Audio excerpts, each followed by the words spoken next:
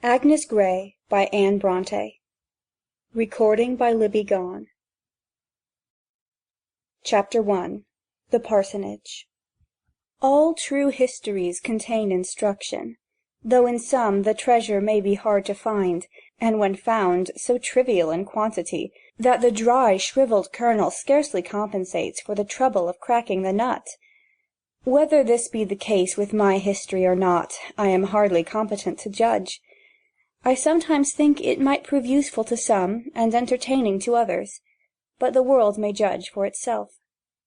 Shielded by my own obscurity, and by the lapse of years, and a few fictitious names, I do not fear to venture, and will candidly lay before the public what I would not disclose to the most intimate friends.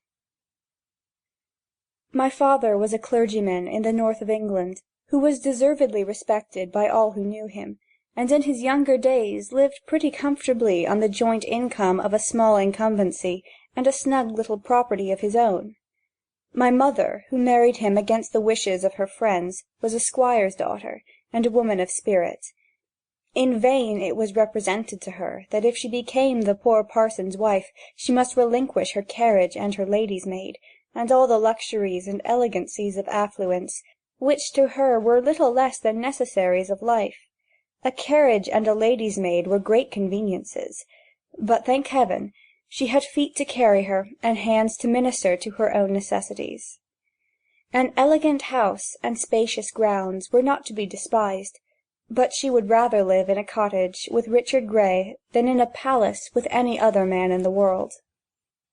Finding arguments of no avail, her father at length told the lovers they might marry if they pleased, but in so doing his daughter would forfeit every fraction of her fortune. He expected this would cool the ardour of both, but he was mistaken. My father knew too well my mother's superior worth not to be sensible that she was a valuable fortune in herself, and if she would but consent to embellish his humble hearth, he should be happy to take her on any terms, while she, on her part, would rather labour with her own hands than be divided from the man she loved, whose happiness it would be her joy to make, and who was already one with her in heart and soul. So her fortune went to swell the purse of a wiser sister, who had married a rich nabob, and she, to the wonder and compassionate regret of all who knew her, went to bury herself in the homely village parsonage among the hills of . And yet, in spite of all this, and in spite of my mother's high spirit and my father's whims, I believe you might search all England through, and fail to... Sample complete. Ready to continue?